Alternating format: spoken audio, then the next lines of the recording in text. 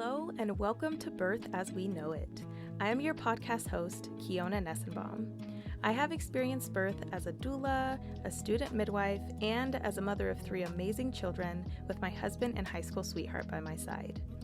After attending over 130 births, including my own, I've realized that each birth experience is truly unique. So make sure you subscribe and join me every week as we are guided through many different birth experiences through the lens of the storyteller. Please be aware that some of the stories can be triggering to hear, so feel free to pause, take a breath, and come back and listen whenever you're ready. With that said, let's prep ourselves to dive deep and get detailed about what really happens in the birth space. As a reminder, this podcast is intended for educational purposes only and has no intention of giving or replacing any medical advice. All advice that is given on the podcast is from the personal experiences of the storytellers. All medical or health-related questions should be directed to your licensed provider. Hello, everybody, and welcome back to the Birth as We Know It podcast. Today, I have the honor of interviewing Faisa Farole, and Faisa has a master's degree in maternal child health systems, and Faisa is a licensed midwife in the state of Washington, where she leads a solo practice serving marginalized communities. Faisa mentors aspiring Black midwives as well, and she is the founder/director of Global Perinatal Services, which is a nonprofit organization that provides doula services for free of charge to low-income Black refugee and immigrant communities. She is a doula trainer and a certified lactation counselor. Faisa's vision is to make sure that all women are educated about their birthing options. In her free time, she loves spending time with her husband and children by hiking, playing card games, and talking about current events. She also loves to crochet when she has time to squeeze it in. So thank you so much for being on the podcast, Faisa. Thank you. Thank you for having me, Kiana. This is an honor for me to be here. Yeah, it's an honor for me to have you on. I mean, you have been a key player in one of our previous episodes, and so I'm really happy to be able to just hear your perspective from a provider. Yeah, definitely. Yeah, so let's go ahead and start off by you just telling us a little bit about yourself, like where you're from, what you do, and where you practice. Sounds good. So I was born in Somalia, and my family migrated to the U.S. In 1993. I was in my early teens at the time. So yeah, I'm one of 7 girls. So I've got a large family here in the state of Washington, lucky enough to have the whole family here. And yeah, I graduated from high school here. I went to college. I have my family here, and I obviously have my midwifery practice here. I've had a solo midwifery practice for over 8 years now. And like you said, I am also the founder and director of the Global Perinatal Services, which is another, an organization that I'm very, very proud of as far as the work that it's doing, its mission, and just the role it's playing in sort of overturning the maternal health crisis that our country is facing. So yeah, my work has always been around pregnant individuals. From the get-go, as someone who English is a second language, I was throughout my high school and after I was a certified medical interpreter. So that really gave me a really good insight of various different sectors, especially with labor and delivery, because of the sensitivity. I would, folks tend to always request a female interpreter. So Mm-hmm. I got to sort of get a glimpse of like how CNMs work, right? How OBGYNs work, how family medicines, approach birth. So really, really appreciated that experience. And that's sort of what shaped my route into, going to midwifery school, in particular to become a community midwife, a licensed midwife, and then, yeah. So for me, everything I've done sort of I've always considered myself to be, you know, sort of like a social worker, like, serving humanity. Mm. Mhm. So I sort of see the work that I'm doing now. It's just that it's serving humanity. And, the population that we work with, pregnant individuals, you know, pregnancy is very, very, it's a very transformative period of an individual's life. And being a mom, experiencing that myself, I really wanted to sort of make it pleasant for people, because what I've Mhm. seen, as an interpreter, and as a doula, was that it wasn't really pleasant for people that look like me or you. Do you know what I mean? Mhm. Yeah. So I really wanted to turn that around, which is why my idea was like, I needed to keep these people out of the hospital if they wanted to, Mhm. right? To give them a Mhm. different alternative. So that's why I became a community midwife, because it just felt like people needed something different need to happen, for in order for them to get the birth that they were wanting, Mhm. births that were respectful to them, that incorporated them into their care, because it wasn't Mhm. happening a lot of the births I attended. So yeah, I don't know. I think that was a long-winded answer to your question, but I could, but that's what I see myself as. I see myself as I know it sounds cliche, but or maybe corny, but a change maker, in a way that I've seen a problem. And what I tell people is also that I knew, and people that have been doing this line of work for quite some time, we knew that there was a crisis long before we had some of the mainstream media outlets, you know what I mean, exposing this. Like, Mhm. we knew there Yeah. was a crisis in the maternal health care system in America, in particular for Black women. So it's nice that, like, now more people are aware of. But for me, my work has started long before, the mainstream media is sort of exposed this, and it still continues to happen, s- still. Yeah, yeah. And I think that's great. Like, I think it's absolutely necessary and needed for, women in the Black community to have a provider that looks like them, that gives them the option to be in and out of hospital setting. Because not saying that all in hospital providers or settings for Black women is unhealthy or unsafe, but the fact that there's an option for that is good, because some people do truly feel safer in the hospital. But when people do have that option to be in and out of a hospital setting with someone that looks like them, that gives them that reassurance that, hey, this is possible. Like, I know what you're at higher risk for. I know what's more common in our population. Let's work with this and see what we can actually safely do, to Yeah. make sure that you have the birth that you desire. Exactly, exactly. Yeah. For me, it was, when because I know the Somali community, I'm from the Somali community, early 2000s, there was even an article that was published, from UDEV, and some of the providers there. If you Google it, it's free. You can find it. Somali perinatal outcome, Washington or something like that. And one of the things that that article sort of said was that Somali women were 9 times more likely to sort of have, cesarean, or have their babies admitted to NICU, and all these things. And this was one of the things that sort of also helped me, you know, pushed me to sort of go to, the route that I did with the community midwife, degree, was I wasn't like, I didn't need it, that article to tell me, because I knew what was going on in the community, because I'm from that community, because I've worked as an interpreter, and all this stuff. It was really, really, like the numbers, like especially with the first time, mom, like the cesarean rate in the community is like, it's so high, right? And so, Mhm. to the point where people were actually just stopping going to the hospital after that 37 week, because of fear of, like, going to the hospital, getting, and Mm. induced, and then, what I mean, and then having ending to have a cesarean. Again, most of these people, they've left families behind, so having to stay home for various, for longer period of time to recover from this massive surgery is not it's not an option for them. You know what I mean?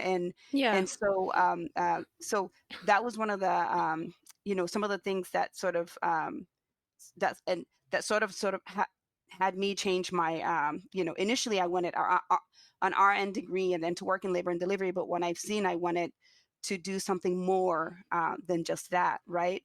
Um, Mhm. but what had started to happen was when I did get my midwifery practice going, and I realized that not everybody was ready to have their baby out of hospital. Like you were saying, it's Right. not for everybody. Mhm. So what I did was, though, offer people prenatal, like comprehensive prenatal, visits for individuals that wanted to have that 101 and then go to the Mhm. hospital to have their babies. So in this way, I was also able to. I was lucky enough to do some collaborative care with some of the hospital providers, which allowed me to accept some of my clients who were transferring in. But yeah, it's not for everyone, and as you know, as community midwives, the person who we accept or care for has to be someone who's low risk as well. Right. And but that was one of the things that was one of the ways I tried to sort of overcome for folks who were not ready for that out of hospital birth experience yet. And then Mhm. another way that I try to sort of make sure that, and I realized that once they go to the hospital, that was another story now, right? Because these people were not, I couldn't go with everybody who goes to the hospital, and they needed people to sort of continue advocating for them. Mhm. That's when I came up with the idea of having the nonprofit put together. So that way, even if the person goes off, right, then there will be a doula from that particular community that could help attend their birth, um, thereby increasing, their likelihood of having a birth outcome that they feel comfortable with. That for me, a big one was allowing the woman's voice to be part of her care, even if the outcome is cesarean, right? Because Right. there are times cesarean birth is a must, and it saves lives. But for those Mhm. people who want to be given the chance to try to have a vaginal birth, they should also be able to have that chance as well. So that's where the nonprofit sort of comes in helping these people continue to have birth outcomes that they want. Yeah. Oh goodness, man, that is so beautiful because it's a a well-rounded, whole-rounded service that you're providing, like, and I love how you spoke on the fact that not everybody was ready to go into the hospital when you first started being a midwife. And even now, some of the clients that you take, you Hmm. filled in the gap with the collaborative care, with one-on-one, very detailed, very time consuming, prenatal visits, that one-on-one time to really get to know what your client is wanting and needing, Hmm. and then transferring all of that informed care decisions and everything to the hospital that they'll be birthing at, for those Hmm. providers to be like, oh, okay, this is actually really detailed file that I can go through and see what this client is truly needing or wanting, and their history is very detailed. And especially with English being the second language, or just not the first language, that because I know that a lot of people speak more than just two languages. So just English not being the first language of choice, when coming over, having Hmm. that kind of like that buffer through you to say, okay, this is how you're wanting to explain it. This is how it's said. Does that sound good to you? And yes or Yeah, no, that kind of yeah, information. I think that that's great. And so definitely. you did speak a lot on cesareans, and so I'm wondering, how and if at all do you support clients that come back to you after having a cesarean? Do you provide VBAC or vaginal birth after cesarean support, or what does Hmm. that look like in your practice? Yeah, yeah. So I do. I've done, like, especially when I used to do doula work, my big my specialty was VBAC, right? And especially sometimes there will be folks that have had two previous VBAC and are trying for the third time. So I've had luck in literally helping folks who've had four individuals who've had two previous C-sections, and then helping, like, as a doula, helping them to have three out of the four ended up having a vaginal birth after two previous cesarean. And Oh, beautiful. those were some of the births that were the most impactful to me. Just seeing the Hmm. look on the women's face, like I had a baby that came out of my vagina. You know what I mean? Like Right, just right. it just puts it just a different perspective in the whole in that whole like natural birth, whatever that you know what I mean, whatever that Hmm. means. It means different for different folks, but like just seeing that the capability like and it can happen if the person has supportive a medical team and of course a doula who's also educated and experienced in this sort of things. So I wanted to put to put that out there. But as for my midwifery practice, I like to provide prenatal and postnatal care for people with previous cesarean sections, because I did in the past I have done some VBACs, but right now I'm at a point where I can only provide prenatal and postnatal care for those folks. Hmm. And then again, connecting them with a doula once they go to the hospital, but making sure that the providers that they're going into are providers that are also VBAC friendly, right? This is why, Right. for me, it's so important because it's not just community midwives to sort of help change, this crisis that we're having.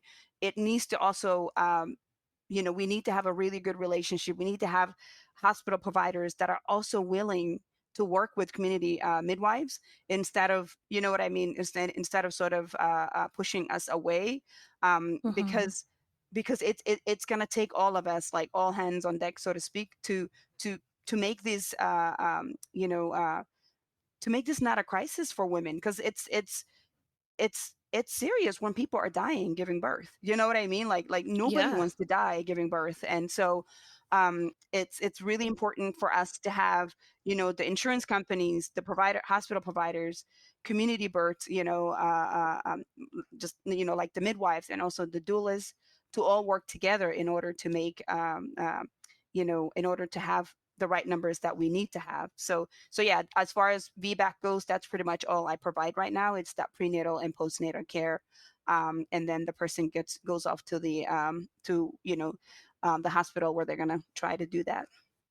Yeah. No, I think that's Hmm. great. And I think that is just like previously stated, it's a really great thing to do to close that gap of Hmm. finding the provider that will also support the VBAC in hospital. And even if that client doesn't successfully have a VBAC, they get that trial of labor Yeah. prior to the automatic cesarean, because Hmm. most of the time when providers are aware that you've had one and especially two C-sections back to Hmm. back, they don't Yeah. usually support that VBAC option. Yeah. So, for VBAC to be an option with that history of cesareans is really great. So, Yeah. It's just stressful. yeah, it's very Hmm. stressful. Yeah. Absolutely. Hmm. Yeah, and I was just going to say that I'm assuming that you probably practice the same way for those that even know that they're going to go back in for a cesarean. So you offer that prenatal and postnatal care for people that are having cesareans, or is that? I do. I do. I do offer that for folks too, because it just feels better to not be, because they know eventually they're gonna, you know what I mean, they're gonna have a C-section, because they've had two whatever previous, uh, um, but it gives them, that peace of mind to be in a place where they can get all their questions answered, because Mhm. my prenatal visits are 45 minutes to 60 minutes long, right? So there's a lot of stuff that gets covered, and there's my care is client centered, right? Like it really is. I bring the expertise, as the medical provider, but my client knows her body better than I do. You know what I mean? So it's really listening to the client and what their needs are for that Mhm. particular visit, right? So it's not all about, it's important to get vitals on mom and on baby and everything, but it's just as important to check in with the person, right? Because Mhm. sometimes when someone comes in, right, you know, um, what they have in their mind is like the relationship they're having with their mother-in-law. That's, you know what I mean, the, Right. that's in their mind at the time, or a toxic work environment that they're in, and that's what they want to talk to you about, and it's not just about, let's just measure the belly, make sure everything's growing well, listen to the baby, and send the person on their way, or like I have things on my list that I want to review because from the last visit, I want to talk about how her morning sickness is. I want to talk about, how, the upcoming labs that we're having, all that stuff. We will get to it, but I also need to sort of check in with the person because it's a person I'm talking to. It's, you know what I mean? And it's not just Mm-hmm. a checklist. And I think that's what really makes, midwifery, especially community midwifery care, different and unique, is that it is, there's human element to it. You know what I mean? That we bring.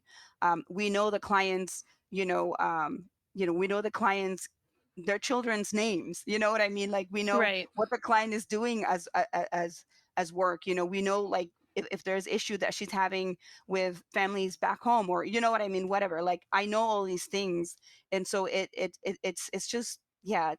I'm just glad I get to do this. I get to do this every day. Last week I had a client who came in and she was telling me that, sort of the dynamic between her mom and her dad, and her mom and her dad have met, right? Because her dad Mm-hmm. has passed away a few years ago, and she was really close to him, and you could see from the way she was speaking about, like, Mm. about him, just how awesome of a person he was. You know what I mean? And it Mm-hmm. was, and this is something she just needed to sort of, talk about this time around. And because she's naming her daughter after her mom, and she said if it was a baby boy, she would have named him after her dad as well. So it's just, yeah, it's just beyond care. And it shouldn't be, that shouldn't be the case. It should be the case for everywhere. You know what I mean? Every Mm-hmm. providers should be able Mm-hmm. to provide this sort of care, to sort of connect with the person, rather than just worried about, 15 minutes for this person, just okay, let me see the other, the next Right. person.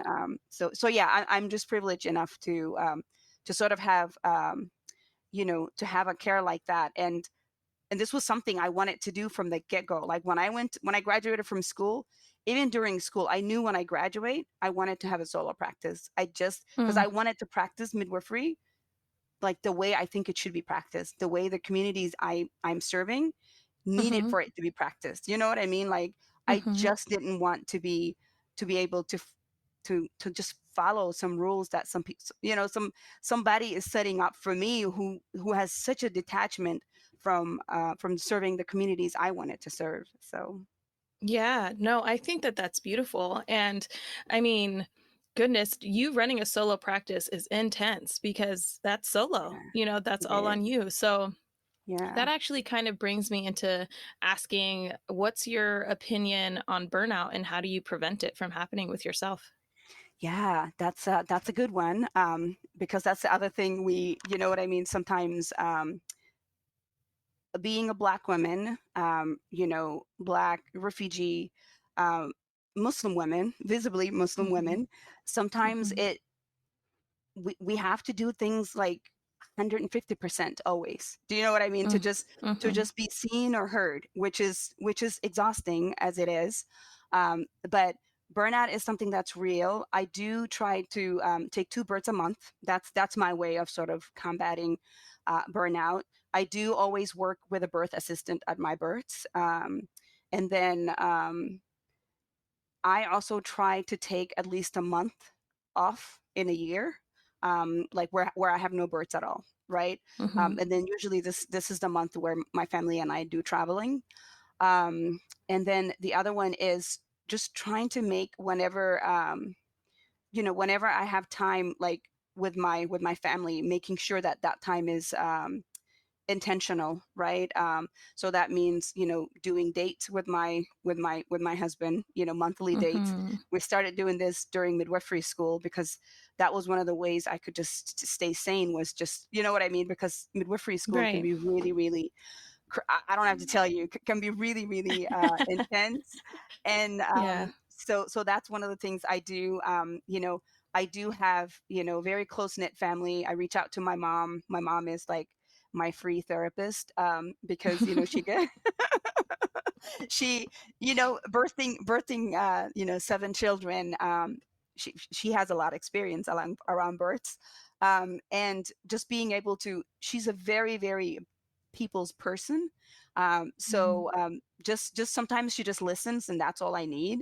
So very awesome to have someone, or get yourself a therapist to talk to, because it's really important. Mm-hmm. Just to debrief. My husband also is a really good listener as well. But like even the crocheting thing I was telling you about, like it is something that is for me to do, that has nothing Mm-hmm. to do with, I like creating things with my hands, and that brings me peace. Or Mm-hmm. sometimes bench watching something on Netflix while I'm crocheting. So like Right. it's small little things that really brings me like peace, I would say. And then on top of my midwifery practice, I'm also running the nonprofit. So having myself having a time of like I'm working from 10 to 6, after 6 nothing, right? Mm-hmm. Is another way of me sort of just bringing some peace to my life, and then not doing anything on the weekend unless necessary, right? Is Right. another thing, unless I'm going to birth. Not doing anything that isn't something that is with my family, or things like that. So burnout is really, really real, and there are some months that are more intense than others, and Mm-hmm. those months I have nothing, like there's nothing I can do, just but to just keep going, right? And then Mm-hmm. and also just being really intentional about like with the nonprofit, making sure I'm hiring people to sort of take off tasks off of my plate. Very important Mm-hmm. for me to do that. So yeah, but yeah, burnout is really real. I cannot lie about that. But I would say though, I think my midwifery school burnout was far more worse than what I'm doing right now. Even with Mm. with the two, with my solo practice, and because with the solo practice, like I said, doing a 2 births a month, it allows me to be at, like, my clients' births as well. Because I like to see people that come to me. Also, they want to have the same provider they're seeing for prenatal attend their births as well, because it's not like that, out of hospital, as you know. I mean, in the Mm-hmm. hospital, mostly it's like a group of 4 or 5 providers, and if you like a couple of them, your chances are rare. You know what I mean? A certain Right. percentage Right. you'll get them, but it's different with us. So it really helps me. And also making sure that you do, because this was not the case when I started my solo practice.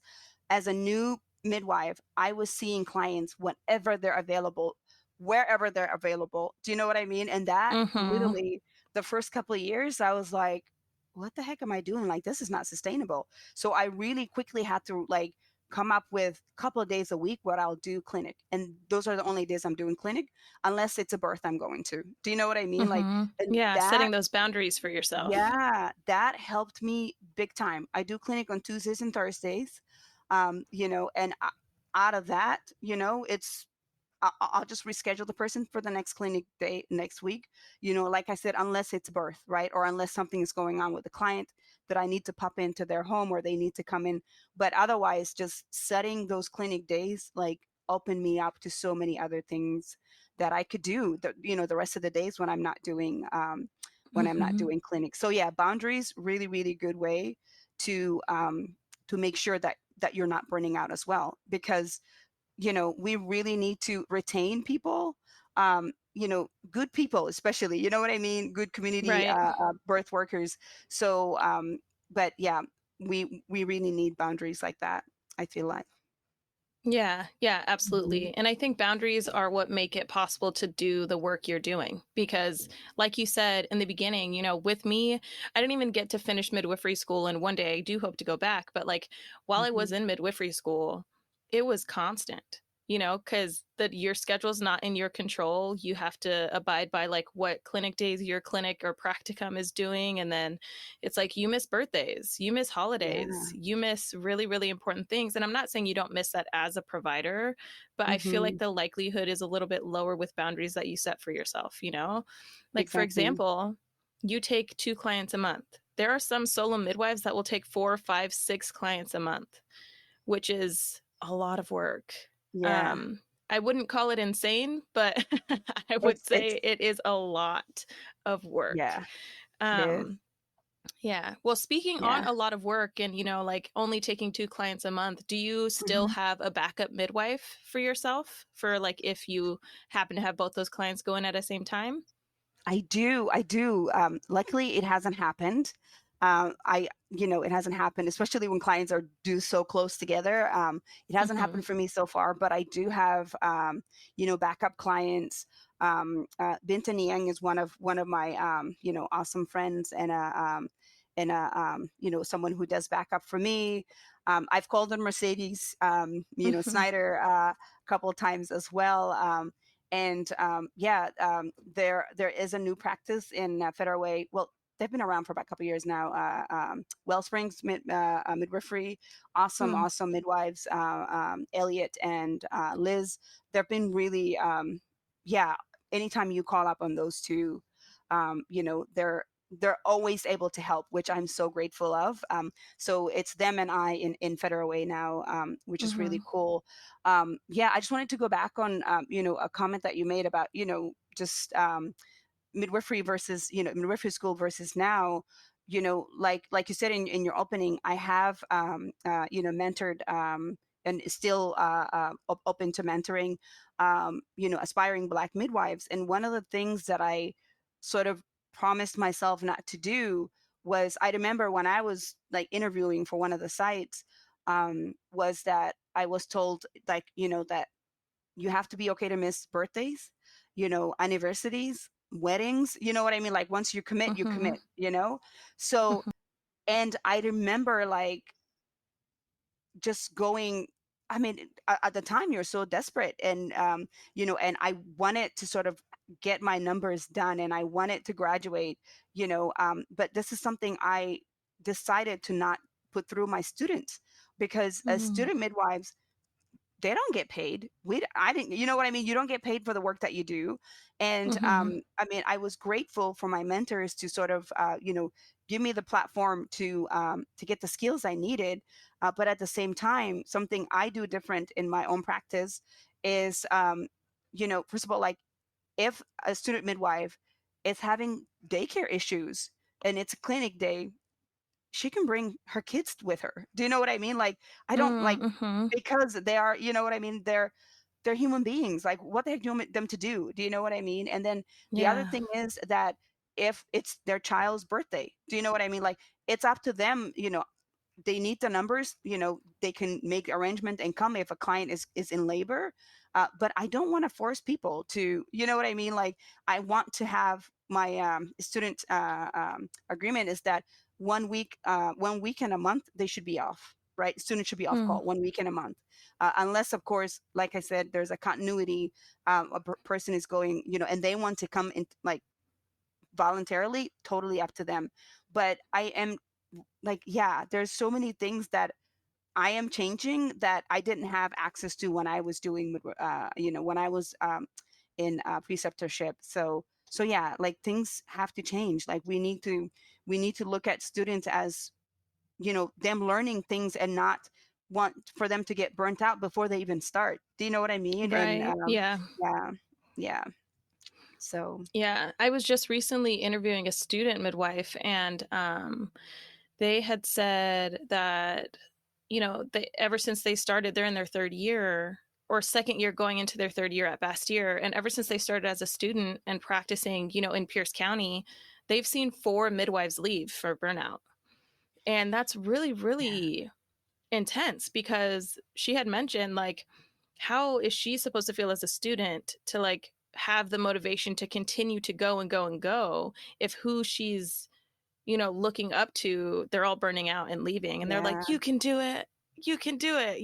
Like you push through. I didn't, but you Yeah. can, or I No, did yeah. for so long that I've completely burned out and can no longer sustain Yeah. this lifestyle. So, Yeah, yeah. No, I think the burnout, what it's like 5 years is like the average for, you know what I mean, midwives to sort of practice and then quit. I've had a there were two Caucasian students. One of the sites I was at, one was in a senior role when I was in a junior role, and the other one actually was in a junior role when I was in a senior role. Both of them ended up quitting. You know what I mean? And Mm. actually going back Mhm. to school to do CNM, right? And Mm. then yeah, because Mhm. they wanted something more structured, and it Mhm. was just too much for them. So yeah, it is. I mean, yeah, we something has to really definitely change, and that's the whole thing about also like having a birth assistant at the birth instead of the student is also like so wonderful in allowing the students to have, like learning experience, like get their questions answered instead of them feeling like they have to go because they have to, you know what I mean? There's so much Mhm. that they're doing too because they're now acting as the birth assistant, and then there's no room for you to, you know what I mean? Right. Right. Teach them as well. So yeah, it's just we need to change the culture of how student midwives are trained. I feel like, and I'm trying to, yeah, I'm trying to do that. I interviewed a student a few months ago, and she was like, "What? You give people like a weekend off a month, you know?" And I'm like, Mhm. "Yeah, people need that because I need people to be in a better headspace, and not feel so tired and exhausted all the time." Yeah, So, yeah. Man, that's great. I think that's amazing because as a student that would have been really nice to have.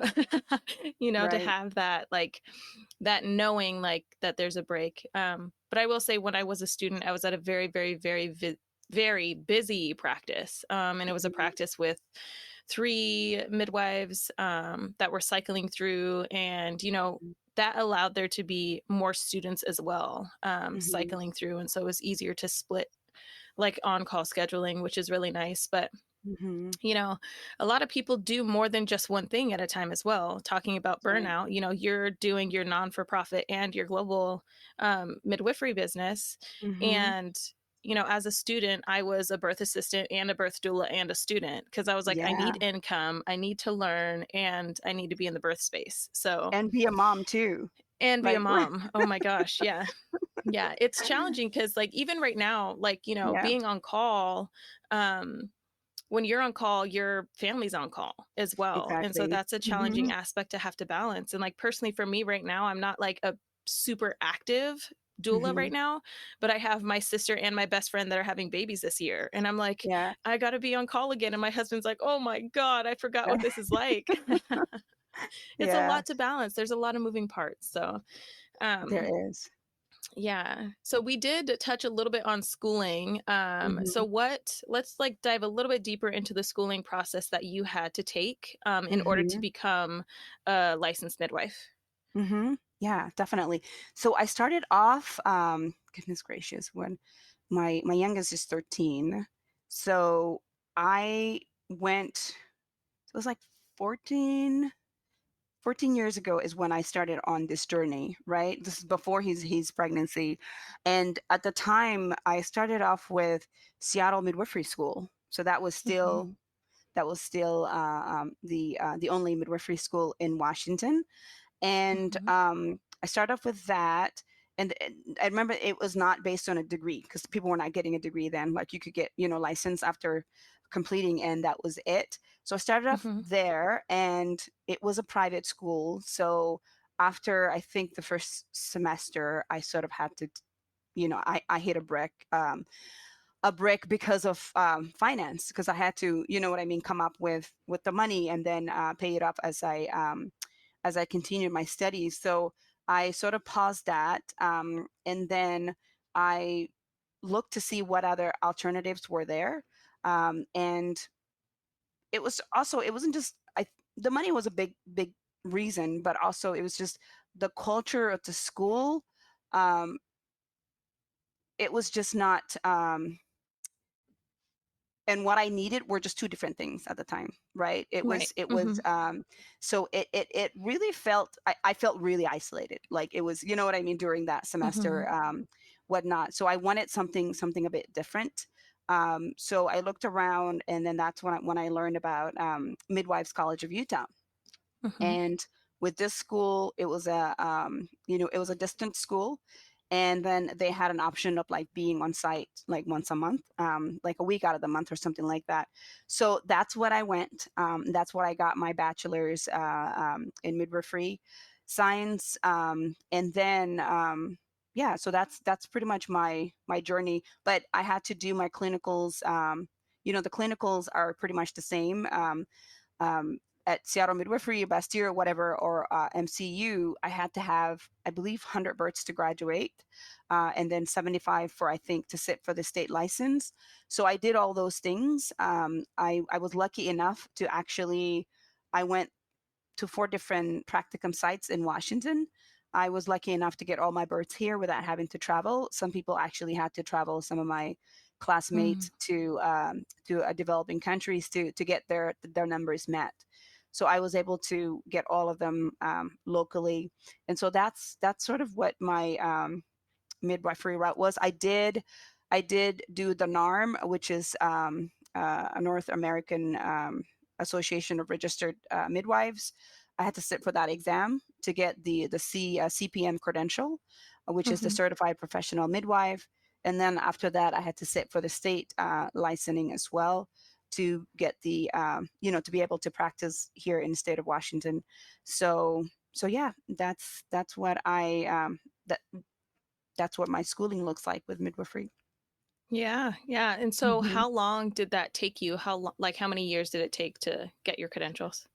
It took me about 3 years and a semester, I would say. And this involved in me taking like 6 months of pause again, just Mm. because I needed to. And even with MCU, Midwives College of Utah, they were not accepting financial aid when I started. Right? They had Mm-hmm. applied to become I forget the title they call the schools that accept financial aid. They had applied for that and that was pending. And that came through like the last 9 months. I still remember I had 9 months before graduating. That's when they came through. Mm-hmm. So but the good thing with that school was that I could, the, the semesters I could do full time. I could do full time because it was like pay as you go kind of thing. Semesters Mm-hmm. I could afford only part time. I could just do part time. If I needed to pause, I would pause. And I was still doing doula work and also interpreting work on the side. I literally paid my schooling while in school, which was really cool. So like I had no like student loans, nothing by the time I was done, and I was so grateful for that. So yeah, it took me 3 years and a semester to finish it all. Wow. Yeah, you Yeah, were working. You were definitely working. Yeah, I that's a lot. And was. right now, yeah, I know that the Midwives College of Utah, they're actually flexible. I don't know if this is how it was when you were with school there, but now they're flexible Hmm. in like how long you can actually make the program. Like if you wanted to take the shortest route, you fill up every semester that you pay for Hmm. to as many classes as you think that you can handle kind of thing. Yeah. um and that can make it to where you finish in 3 years or 4 years. But then there's those that can push it to like 7 years if they really needed Hmm. to with doing part-time, which I think is pretty awesome with the flexibility that they have. Yeah. um Yeah. so No, that was really cool. yeah, I really like that school. I like that flexibility. And it's rigorous too. Like it's, you know what I Hmm. mean? The stuff that you're learning, it's very rigorous, curriculum. But yeah, it just gave me that freedom because I, I'm someone who likes to be independent a lot. Do you know what I mean? Hmm. Like I don't like having bosses. I just like but because I feel like I just need a flexibility. I've been in situations where, you know, um, at times people make rules up, just because of who Right. they're dealing with. And so Hmm. I'm tired of that sort of, you know, bureaucracy. So I really just vowed to like do things my way. Do you know what I mean? And Hmm. not Yeah. really, yeah, because I'm like, I don't want people also putting me in boxes. And still, there are people still putting me in boxes. I don't fit in boxes. That's what they don't understand. Do you know what I mean? Like, I, Yeah. you can't box me. And so those were like, through school, through, college, midwifery school, like, even just running, nonprofit and, being a solo midwifery practitioner, like people constantly are like, you can't do this, or uh, like, are you doing this? They're surprised I'm doing certain things. So I am just Hmm. like, I don't want that. You know what I mean? Like I will do my own thing, and I will do it. That's just the way, like for me, if there is something that I see another person has done and I'm interested in doing, I will do it. And most of the time, I will do it better than the person who came before me. That's just like, that's how I work. Yeah, you will. That's just how Yes. that's just how I work. And my most recent project, I don't know if you've heard of or not, but I just got the keys to a building that will become a birth center down here in Federal Washington. So Yeah. yes, this is my most recent project that I'm working on, and again, it's just I just don't like when people box me, or when people are thinking sort of less of me just because of my background. And those are some Mhm. of the things that just beef me up, that just like yeah. So yeah, I could say a lot about that, but yeah. Yeah, I have heard briefly that you did get the keys to a building, so I think that's super awesome. I'm really excited to Yeah, see when and how that comes about. It's definitely yeah, needed. It's definitely needed I know. in our area, 100%. So we Exactly. did talk about the length of time that it took you to be in school and the length of time that you've Mm-hmm. been practicing. So Mm-hmm. I would love to hear um, a birth from you. So we Yeah. can talk about the most impactful birth that you've experienced as a provider, or even Mm-hmm. just a birth that sticks out to you over all these years. Over all these years. Oh my Yeah. goodness. A birth that has taught you something that will stick with you throughout the rest of your career. Oh, like I am I'm a birth junkie, right? Like every birth I attend is just it is an impactful birth to me. Do you know what I mean? Like I know it's the exactly what you mean. yes, yes, it's the ones I feel like during the pandemic there was a birth like the thick of the pandemic, first time mom. By the way, 99% of my clientele are African American pregnant individuals, right? Hmm. So this particular couple having their first baby, they because of the pandemic, what was happening in the hospitals, they wanted to have their baby at home, right? And and their mother and I had no idea about about this prior to the birth. They called me, and I went over to their house. Everything was progressing really fast for first time mom. And I got there, did my assessment and everything. She was doing beautiful. So at home were also two other individuals. One of them was Hmm. the women's mother, and the other one was the mother's friend, the grandma's friend. Okay. So yeah, and my client gave birth. She had a water birth. We barely got into the water, like, because she was doing so much walking around. The moment she started feeling, she got in, and we had the baby. Like, you know what I mean? It was one of those births, Hmm. which I'm like, your second birth, you better call me like ahead of time. I'll just camp out at your house or something, because second births always Right. tend to go faster. Anyway, she gave birth, and I just remember her grandma started just crying, like, and she was just so happy, to be um Mm. to be there when her, daughter, I think it's her only daughter, gave birth. Um, Also, she apparently the grandma was against them having a home birth, right? Because Mm. she's never had home birth. She doesn't know anybody in her family that has had home birth. And but she was like, this is so beautiful. Like, I'm glad that you all were able to sort of overwrite my argument. But yeah, it was just really beautiful. And the thing she said was, I wish I had known that this was available when I had babies. Do you know what I mean? And Mm. so Mhm. these are some of the things. A lot of times it's the grandparents that are also, sort of experiencing this, you know um this this I call it just freedom during birth, right? Someone just birthing like their way, you know what I mean? Like Mhm.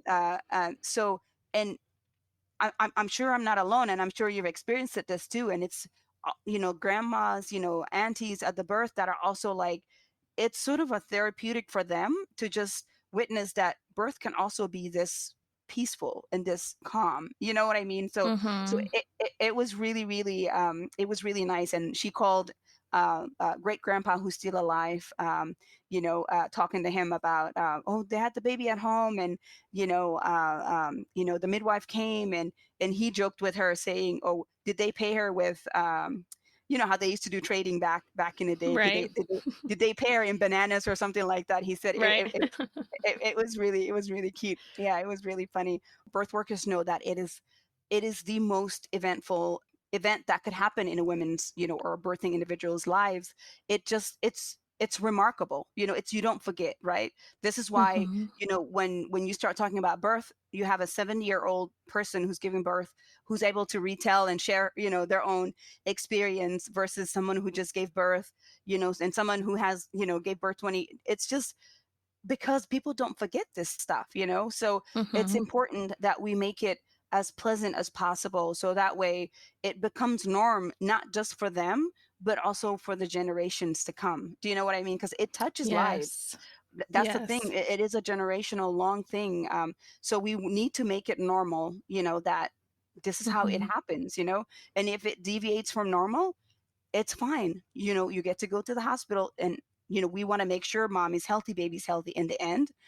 But Hmm. people need to be given the the chance, the opportunity to experience birth as they want to. Do you know what I mean? So long as Hmm. everyone is doing well, and fine. So yeah, that is one of the births that sort of, that comes to mind. And this was literally like the first year within the pandemic, where I was so happy that this couple decided to stay out of the hospital, honestly. So Hmm. because yeah, everything went so beautiful for her. Like, our bodies are so efficient. Our bodies are made to do this. Do you know what I mean? Like, Hmm. so there's so much trust that happens with the individual and their own self.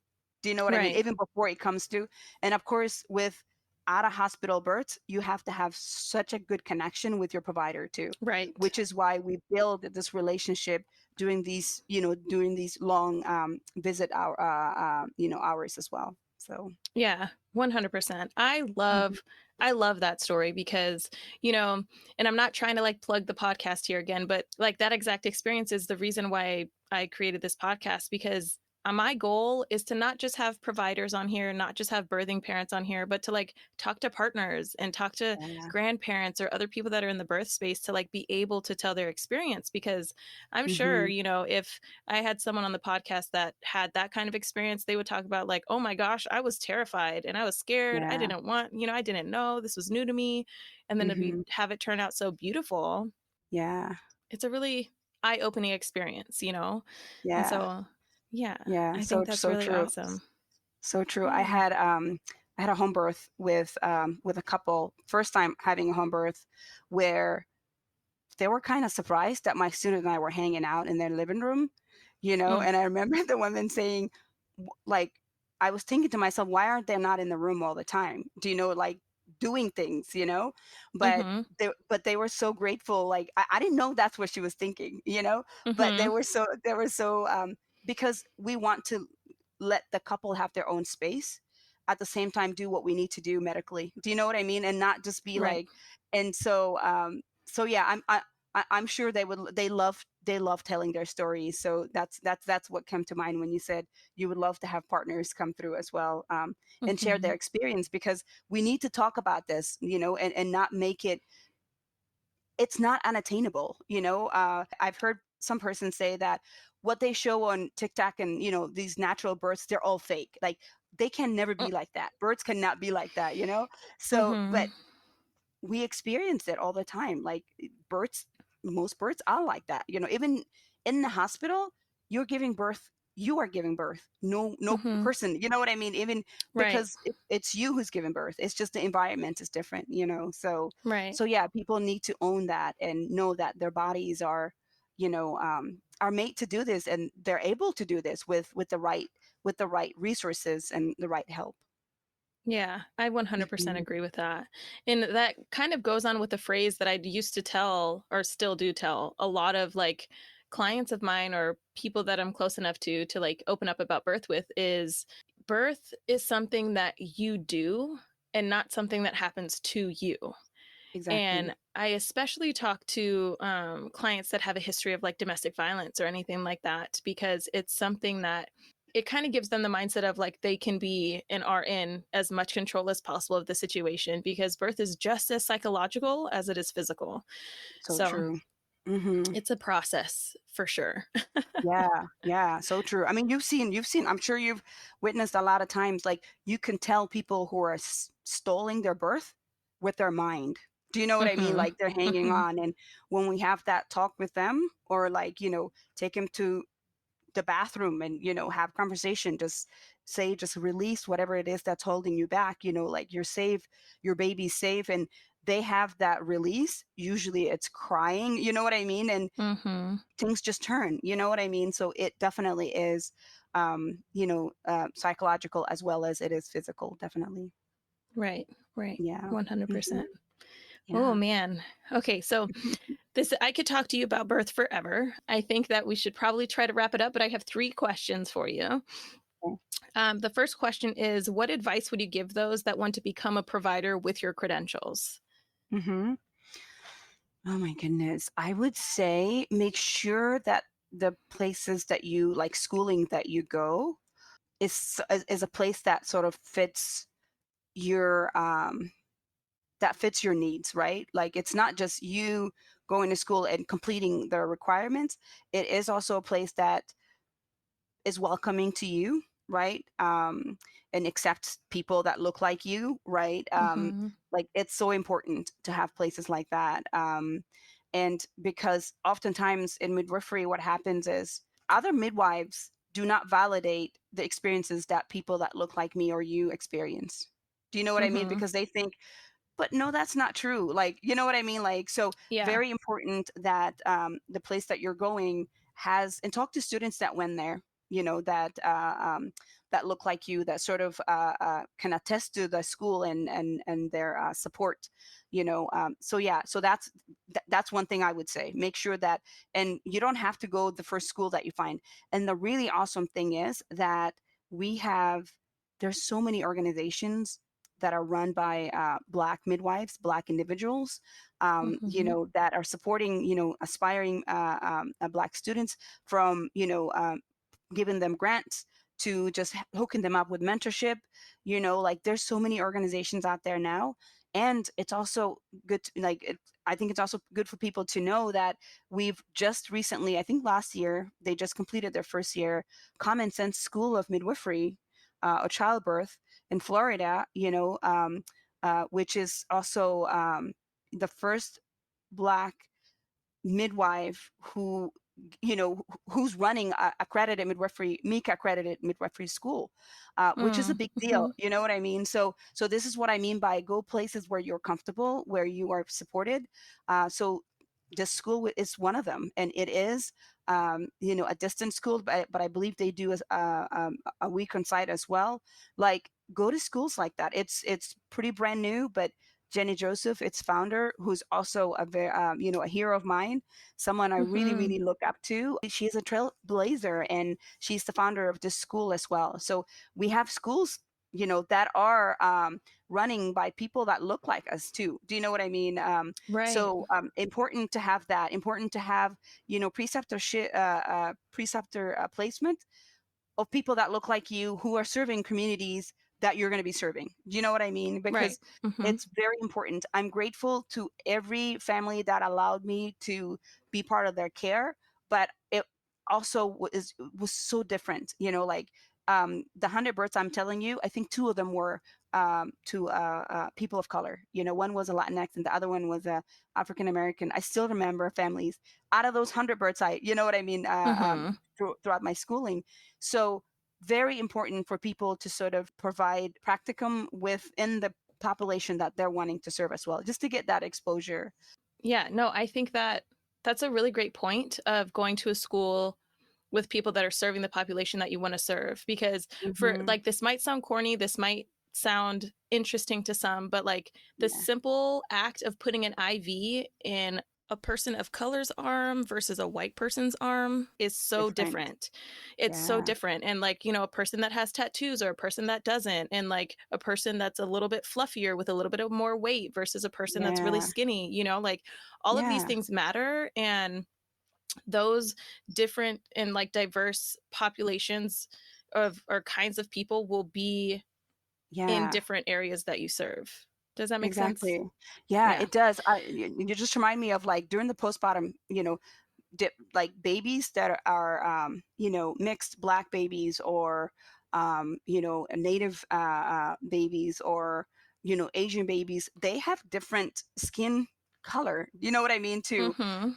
I remember this one time, this one midwife, we were on a panel, and she put through this family so much, literally freaking them out, thinking that their baby was jaundice, the skin, like, Mm. the yellowing of the skin.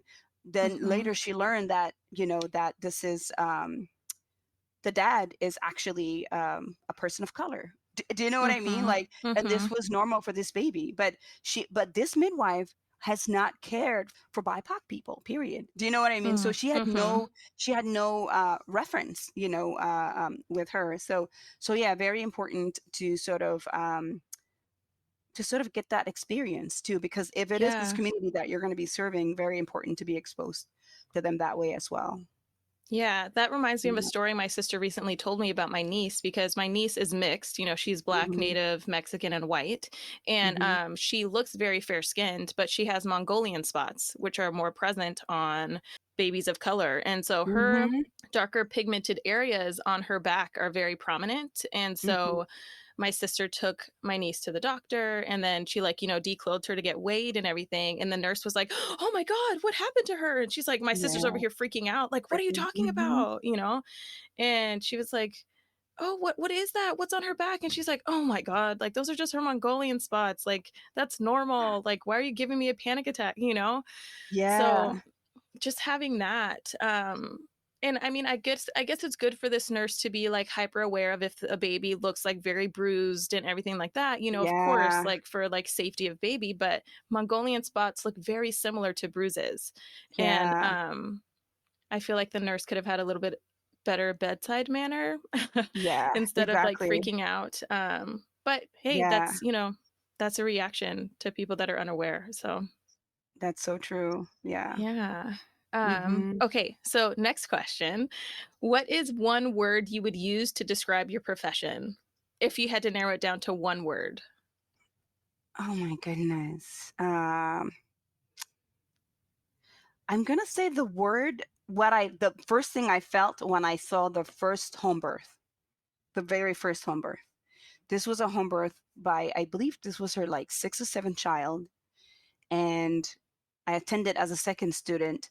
Never seen a home birth, and the way this birth unfolded, it was just blissful.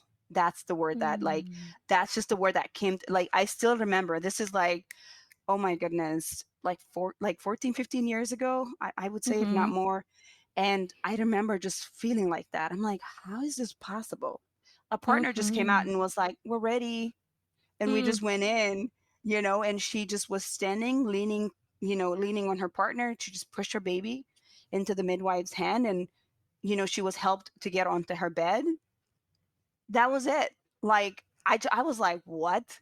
And I've seen births. Oh my goodness. I've seen births as an interpreter, as a doula, where it's like, freaking negotiator, right?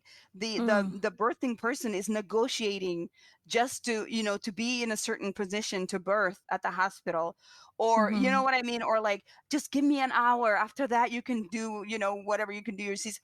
Like, I came from the world, like, that sort of scene, where it's just Mhm. like where you're giving so much power to the providers, that they're allowing you to birth your baby, like, to Mhm. like here, where it's just like, it's just normal. She just pushed her baby, and then was on her, and then she was transferred to the bed. Blissful. That was the word Mm. that came to my mind. That's the one. I'll stick with it. Blissful. That's great. And Yeah. I can 100%, I'm saying 100% agree a lot in this episode, but I can yeah, I can see that for sure. There was Yeah. I've had similar experiences, yeah. Like Mhm. one experience that sticks out to me is when I was a student. It was a Mhm. family who was birthing their fourth child at home, and it was the first shoulder dystocia that I saw in an out of hospital setting. So I'm Mhm. not like, this makes me think of it as blissful, because like the shoulder dystocia was revised so smoothly. Mhm. Um, and then baby was there. Everything was totally fine after that. Mom didn't even tear, and she had a Mhm. 10-pound baby. And I was like, Mm. ooh, get it, Yeah. mama. Okay, you did that. And so that's definitely a birth that'll stick out to me a lot as well. Yeah. Blissful. Mhm. I love it. And so the last question I will ask you today is, what is one resource that we can share with our listeners on your behalf? And of course, I will share like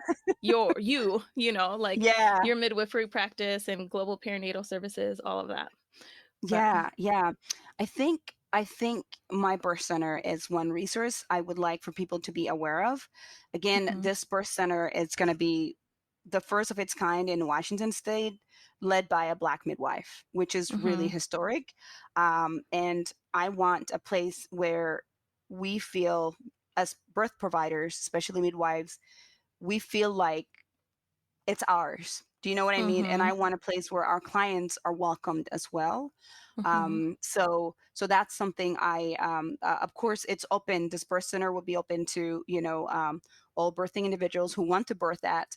But to me, it just, because of my past experiences, this is something that has been long coming for me, that I wanted for us to attain something that is owned and operated by a Black midwife. And I feel mhm. like, that's what this is going to do. I'm excited. I'm looking forward to this journey. And yeah, that's one resource I want. I think, if I feel like people have sort of heard about me in the past as, a solo practitioner or as the director of the nonprofit, but this is a new project that,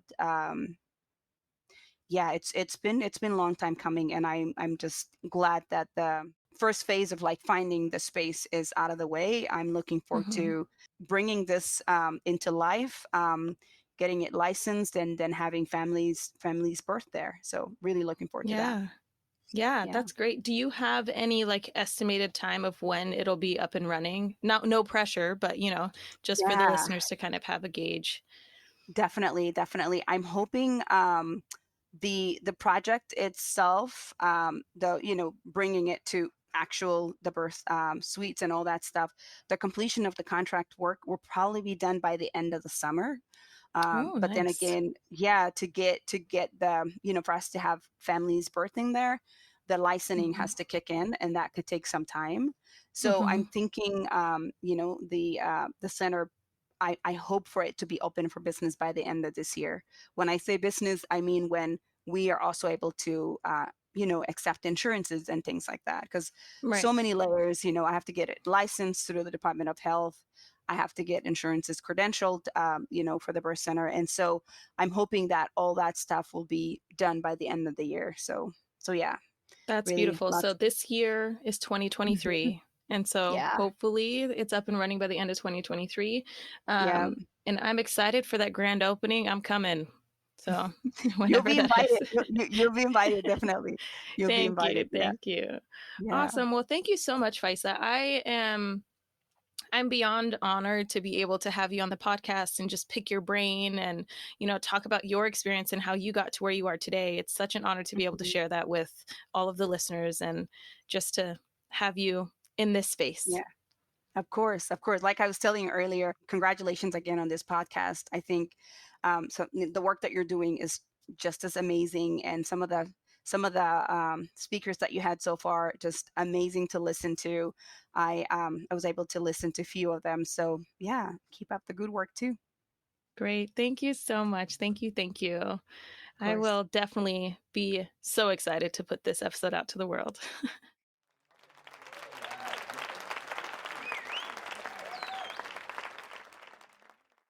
Hey to all of those that are still around taking a listen. I just wanted to hop back on and say that interviewing Faisa Farole was truly an amazing experience because I loved picking her brain and getting into the nitty gritty as to why she decided to become a midwife. And I love how her passion for midwifery came straight from home, like a very close part to her, which is the Somali community.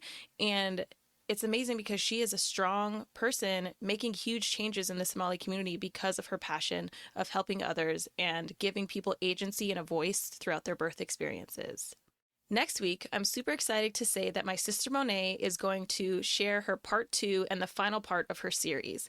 Monet has part 1 as episode 17 on the podcast, talking about what pregnancy was like for her and what her expectations for labor and birth were, since during that interview she was 39 weeks and 3 days. So tune in next week if you want to hear the amazing birth story from Monet and what it was like for her from her perspective. We're not holding back any of the details.